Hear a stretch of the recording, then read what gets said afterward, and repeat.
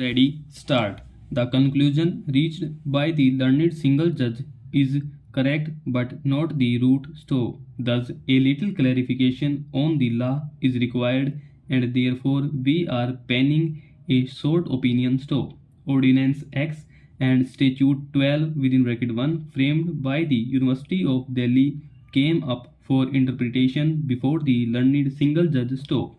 The head of the department shall be appointed by the Vice Chancellor by observing as far as possible the principle of rotation stove. Such appointments shall be reported to the Executive Council stove, notwithstanding anything contained in Clause 1 if for any reason it has not been possible to appoint a person as head of the department who is senior to the person who has already served or is serving as head of the department, it shall be open to the Vice Chancellor to appoint that person as head of the department whenever a vacancy next occurs if he can otherwise be so appointed. So, the head of the department shall hold office for a period of 3 years. So, a person shall not ordinarily be appointed as head of the department for a second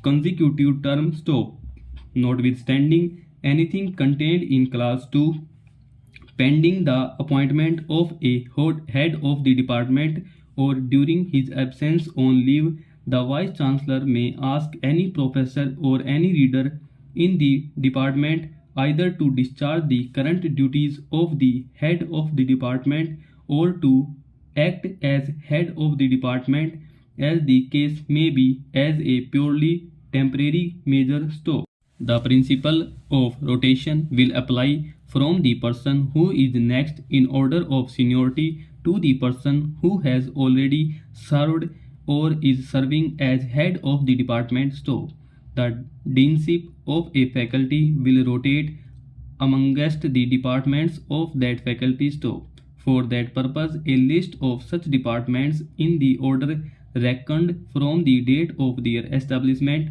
the oldest department being put first, and so on, shall be prepared. So, where two or more departments have been established on the same date, their relative place in the list will be determined by draw of lots. So, any person who is the head of that department whose turn comes according to the list shall be the dean for a period of 3 years, provided that if that person ceases to be the head before completing the said term, his successor in the department shall be the dean for the remainder of the term, and provided further than in a case where the turn of such a department comes where the dean is to act as the head, that department will be bypassed by the one immediately next to it in the list. So,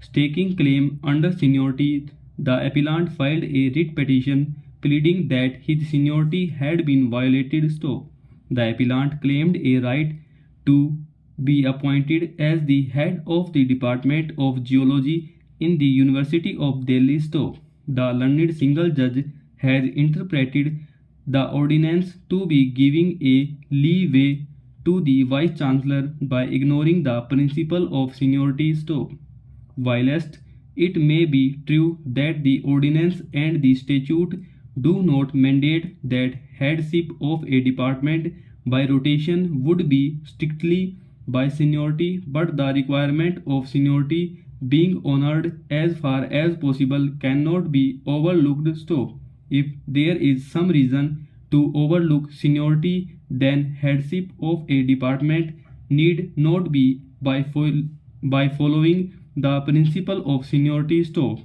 in other words, an objective fact must exist for the Vice Chancellor not to follow the principle of seniority, because the initial mandate is that the Vice Chancellor would as far as possible honor seniority. Stop over.